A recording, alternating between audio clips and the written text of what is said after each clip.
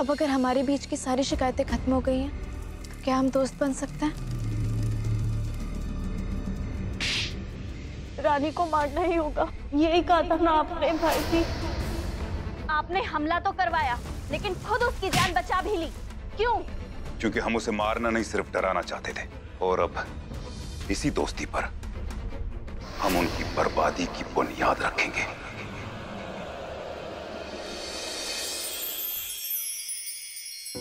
MLA ma'am साहब।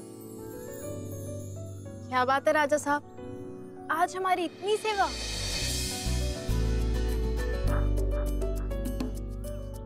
क्या करें रानी साहिबा, अगर हमारी रानी नहीं होती तो हम तो बस नाम के राजा होते। और वो राजा भी क्या राजा, जो लोगों के दिलों पर राज करना ना जाने। अच्छा जी, तो आपको लगता है आप हमारे दिल पर राज करते हैं?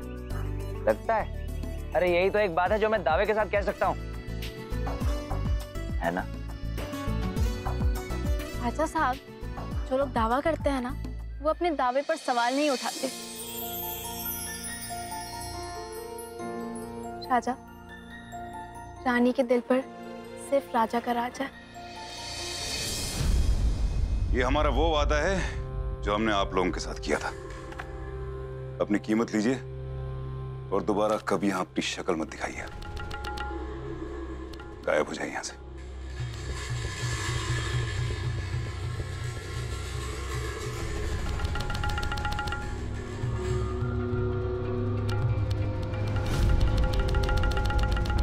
हमें इन कागज के टुकड़ों में कीमत नहीं चाहिए।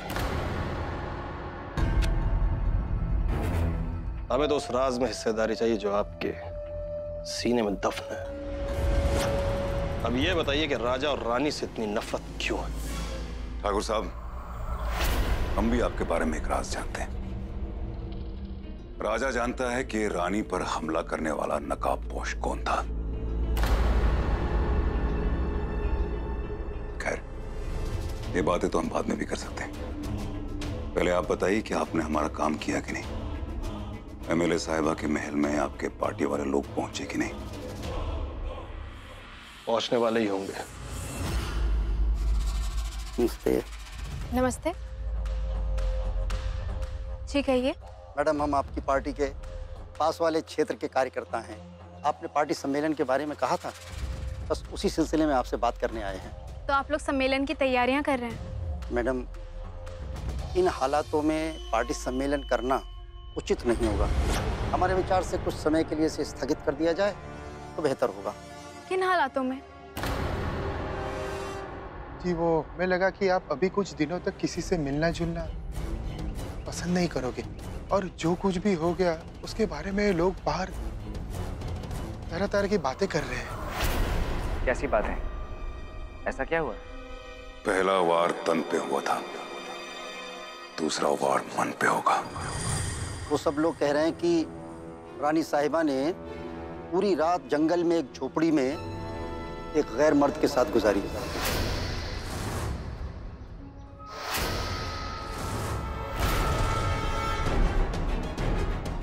मेरी पत्नी के बारे में ऐसी बातें करने की हिम्मत कैसे हुई तुम्हारी? क्या कर रहे हो? छोड़ो उन्हें। राजा, अरे हम पर नाराज होने से क्या होगा?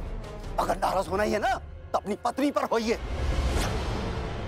रात भर किसी गैर मर्द के साथ अकेली थी। बकवास बंद करो। रानी वहाँ बरसात की वजह से फंस गई थी।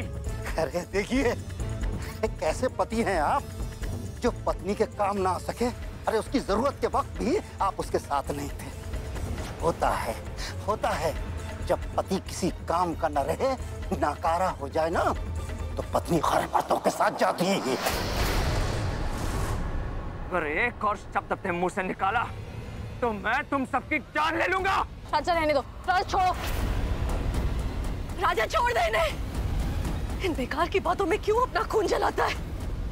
दुनिया चाहे कुछ भी कह ले, मुझे मेरी बहू पर पूरा भरोसा है। राजा शांत हो जाओ। सम्मेलन आगे स्थगित नहीं किया जाएगा। हमारे बारे में कोई क्या बोलता है हमें कोई फर्क नहीं पड़ता। चाचा, अब आप लोग यहाँ से जा सकते हैं। ठाकुर साहब, आपका काम तो हो गया। राजा, राजा, राजा शांत हो जाओ। ऐसे कोई किसी पर हाथ उठाता है क्या? क्या कर रहे थे तुम? मैं क्या कर रहा था और वो क्या कह रहे थे वो तुमने नहीं सुना? उनकी हिम्मत कैसे हुई तुम्हारे बारे में ऐसा कुछ कहने की? और उन्होंने ये कैसे कह दिया कि मुझे अपनी पत्नी की फिक्र नहीं है? राजा, कोई क्या कहता है उससे कोई फर्क नहीं पड़ता। हम जानते हैं हम तुम्हारे लिए क्या हैं और तुम्हें हमारी कितनी फिक्र है। तो तुम ये भी जानती होगी कि अगर कोई तुम्हारे बारे में कुछ बोलेगा तो मुझसे बर्दाश्त नहीं होगा। समझने की कोशिश करो, हम एक एमएलए हैं और राजनीति कीचड़ की तरह होती है। इसमें उतरने वाले के दामन पर छींटे आते ही हैं। राजनीति का हिस्सा होने के पहले तुम मेरी जिंदगी का, मेरी आत्मा का हिस्सा हो रानी। कोई अगर तुम पर उंगली भी उठाएगा ना तो आज के इस राजा को कॉलेज का वो पुराना राजवीर बनते देर नहीं लगेगी। राजा, अब हम कॉलेज वाले बच्चे नहीं रहे, हम बड़े हो चुके हैं। तुम्हें इस तरह पार्टी के कार्यकर्ता पर हाथ नहीं उठाना था। मैंने उस पर अपनी खुशी के लिए हाथ नहीं उठाया था, उसने तुम्हारी बेइज्जती की थी। और जब बात तुम्हारी इज्जत पर आएगी तो मैं तुम्हारी भी नहीं सुनूंगा। लेकिन राजा, बस रानी, मुझे और कुछ नहीं कहना और ना ही मुझे तुम्हारे साथ उस सम्मेलन में जाना है।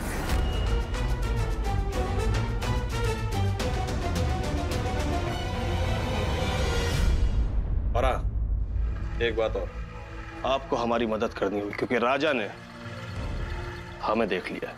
मदद? आपको तो सजा मिलनी चाहिए ठाकुर साहब। सजा? राजा को सिर्फ आपने अपना चेहरा नहीं दिखाया बल्कि हम तक पहुंचने का रास्ता दिखाया है। अब वो जब भी आपको पकड़ेगा तो आप अपनी जुबान से सारी हकीकत बयां कर देंगे। कहीं आप हमारी जबान को हमेशा के लिए खामोश करने के बारे में तो नहीं सोच रहे?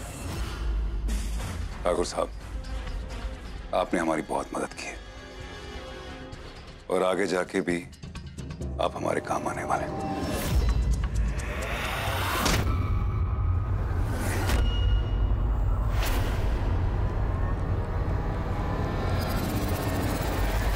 आपने तो कहा था कि आपको हमारी जरूरत पड़ेगी। बस बस, अस्पताल तक पहुंचाने के लिए इतना काफी है। आइए, अस्पताल लेके जाइए इन्हें। ये किस्मत भी छोटे बच्चे की तरह जिद्दी होती है। फुसलाने से नहीं माने तो हाथ उठाना पड़ता है।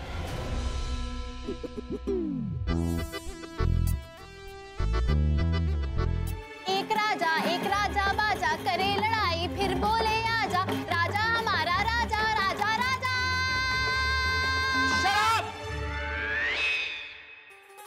अगर तुम्हें गिटार बजाना नहीं आता तो कम से कम उसकी इंसल्ट तो मत करो।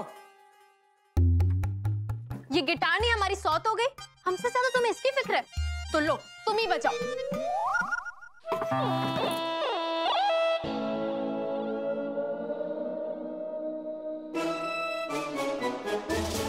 जब दिल ही टूट गया तो हम जी के क्या करें।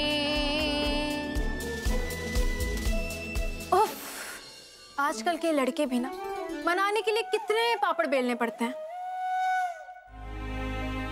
सॉरी रानी, पता है कभी कभी मुझे लगता है कि अगर तुम एमएलए ना होती, सिर्फ राजा की रानी होती तो हमारी जिंदगी खुशियों से भरी होती। राजा, हम एक एमएलए हैं और इस जिम्मेदारी को निभाने की ताकत हमें तुमसे ही तो मिलती है, अपने राजा से। और जब तक तुम हमारे साथ हो हमारी जिंदगी खुशियों से भरी रहेगी।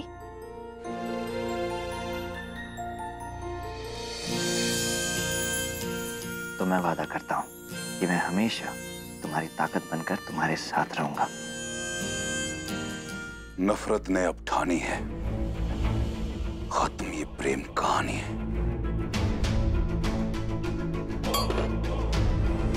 इतना कुछ करने के पहले आपने मुझे भी बताना जरूरी नहीं समझा? खेल जितना जानलेवा होता है, चाल उतनी खामोशी से चली जाती है। मोहरों को भी अगर पता चल जाए तो खेल का रुख बदल सकता है। तो आप मुझ पर भी यकीन नहीं करते हैं? मैं आपके साथ आपकी बदकिस्मती में शामिल हूँ, जो 2 साल पहले की शब-ए बारात को हुई थी। आपको याद तो है ना? वो रात हम कैसे भूल सकते हैं जिसने हम दोनों को बर्बाद कर दिया था। और हमारी बर्बादी की वजह है राजा, जिसे उस वक्त तो कुछ फर्क नहीं पड़ा था, पर अब पड़ेगा। उसे उसके किए की सजा जरूर मिलेगी, ऐसी सजा जो पहले कभी किसी को मिली नहीं होगी। तुम हमारे साथ सम्मेलन में आ रहे हो ना? ऑफ कोर्स छिपकली, जहाँ रानी वहीं उसका राजा। सम्मेलन में एमएलए और राजा की इतनी बेइज्जती होगी कि वो एक दूसरे की नजरों में गिर जाएंगे, दोनों का दिल टूट जाएगा, और जब दिल टूट जाता है तो रिश्ता भी टूट ही जाता है। राजा रानी, तुम दोनों की किस्मत में अब एक दूसरे का साथ नहीं, क्योंकि तुम दोनों की जिंदगी में बदकिस्मती बनकर हम आ गए हैं। आपको पूरा यकीन है वो ठाकुर साहब ही थे? नहीं, मेरा मतलब आपने उनका चेहरा देखा था? हमने उनका चेहरा नहीं देखा था, पर हमने कहा ना, राजा ने उनका चेहरा देखा था। इन्होंने देखा था कि वो हमलावर ठाकुर बलदेव सिंह ही थे, और इससे पहले राजा कुछ कर पाते, एक गाड़ी आई और उन्हें बचाकर ले गई। गाड़ी में कौन था? आप ये सवाल ठाकुर साहब को गिरफ्तार करके उनसे पूछिए। एमएलए साहिबा, उस रात एक हादसा और हुआ, और जिसके चश्मदीद गवाह हमारे साथ हैं, डॉक्टर अवस्थी। इनका कहना है कि ठाकुर साहब उस रात जख्मी हालत में इनके हॉस्पिटल में भर्ती थे। ये झूठ बोल रहे हैं। ठाकुर बलदेव सिंह को कुछ नहीं हुआ है।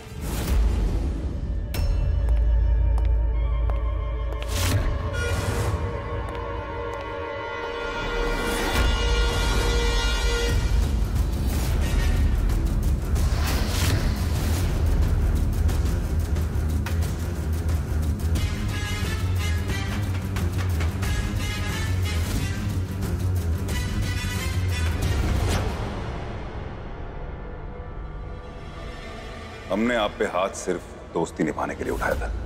अगर दोस्ती ऐसी है तो दुश्मनी कैसी होगी? ठाकुर साहब, हमारे लोगों ने राजा रानी को पुलिस थाने जाते हुए देखा।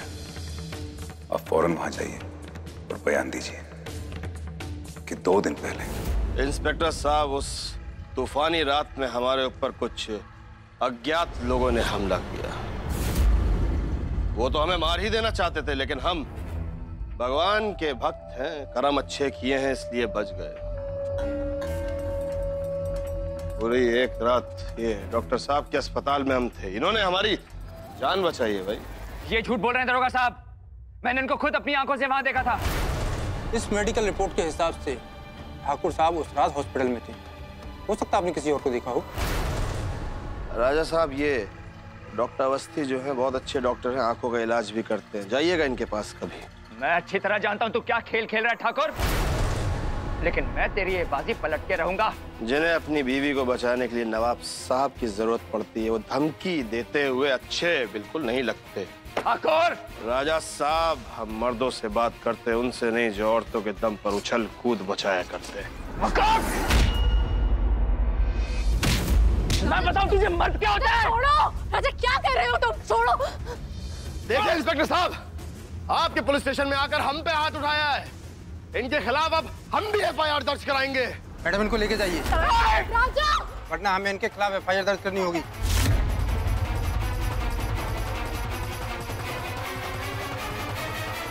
लीजिए नवाब साहब, ठाकुर बलदेव सिंह ने चिंगारी को भड़का दिया। आग तो आपने भड़काई है, हम उसमें अब घी डालेंगे।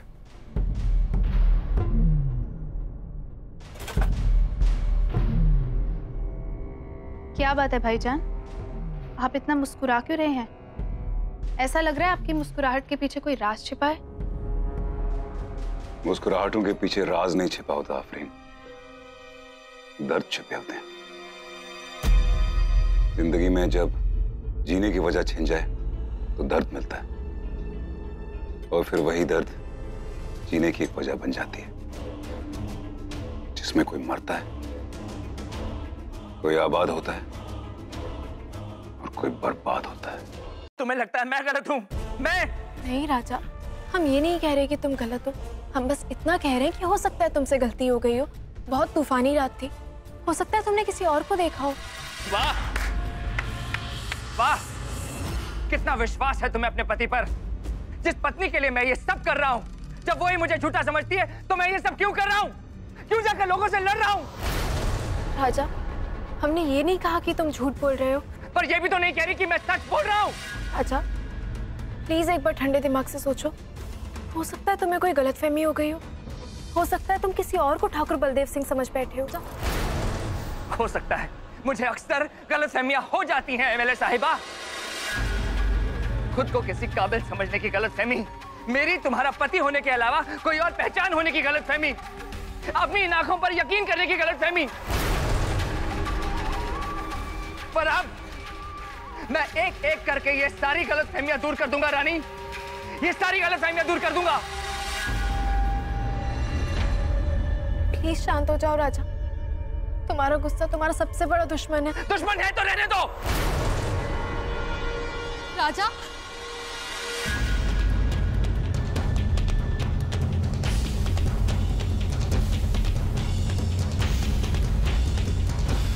लगता है हम गलत वक्त पे आ गए। हम बाद में आते हैं। नहीं नवाब साहब, बोलिए क्या बात है? सब खैरियत है। उस दिन आपने हमें दोस्त कह तो दिया, लेकिन अब पता चला कि सिर्फ कहा था, मानती नहीं। एमएलए साहिबा, दोस्तों के बीच में कोई पर्दा नहीं होता, वो तो गम और खुशी बांटते हैं। हमने अभी अभी देखा आपके और राजा साहब के बीच में कोई नाइत्तेफाकी हुई थी। अगर आप मुझे नहीं बताना चाहती तो ठीक है, लेकिन अगर बता देती तो शायद एक दोस्त दूसरे दोस्त की मदद कर सके।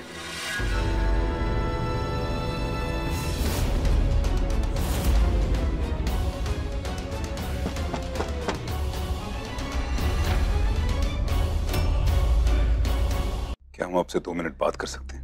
नवाब साहब, ये सही वक्त नहीं है। सही और गलत तो लोग होते हैं राजा साहब, वक्त तो बस यूं ही बदनाम है। और आप जैसे दोस्त के साथ बात करने के लिए कोई भी वक्त गलत नहीं हो सकता। आप हमें अपनी परेशानी बताएं ना बताएं, पर हमें पता है कि एक शादीशुदा मर्द की एक ही परेशानी होती है, उसकी बीवी। राजा साहब, औरतों की फितरत बिल्कुल चांद जैसी होती है, उसी की तरह खूबसूरत, हर दिन एक नए रूप में। कभी ये तेवर तो कभी वो तेवर, कभी ये चाहिए तो कभी वो। लेकिन ऐसे में शौहर को चाहिए कि उसकी बातों का बुरा ना माना करें। और कुंवारों को चाहिए कि शादीशुदा मर्दों को शादी के बारे में सलाह न दिया करें। सहरा भले ही ना बांधा हो हमने राजा साहब, पर बारातें बहुत देखी।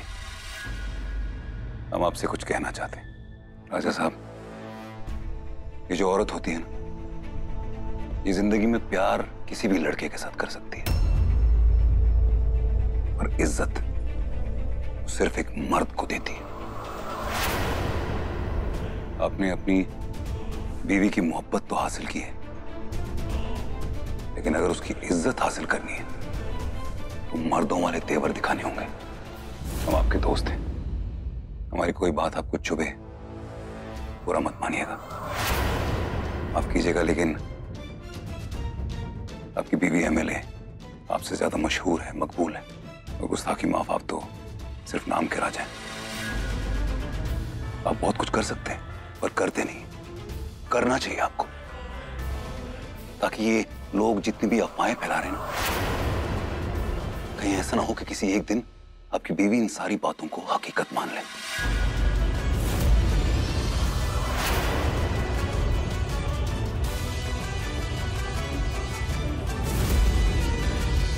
आप मुझे भड़का रहे हैं। नहीं राजा साहब, हम आपको भड़का नहीं रहे। हम तो सिर्फ इतना चाहते हैं कि आप दोनों हमेशा खुश रहें। एमएलए साहिबा के पास बहुत इज्जत है, उन्हें प्यार दीजिए। आपके पास बहुत प्यार है, पर दुनिया में इज्जत थोड़ी कम है, उसे हासिल कीजिए। आप सही कह रहे हैं नवाब साहब। अपने बड़ा भाई बनके मुझे सलाह दी है, तो मैं भी छोटा भाई बनके आपकी सलाह मानूंगा। तो बड़े भाई की पहली सलाह ये है कि अपनी बीवी से लड़ाई खत्म कीजिए।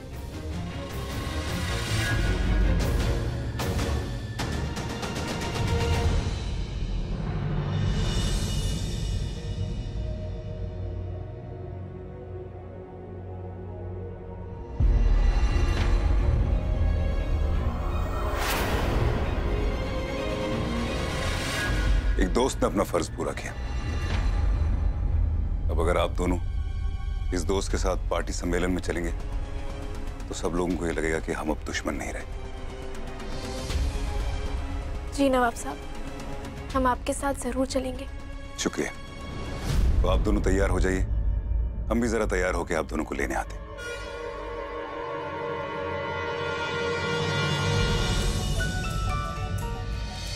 अब अपनी रानी से प्यार की 2 बातें तो कर लो।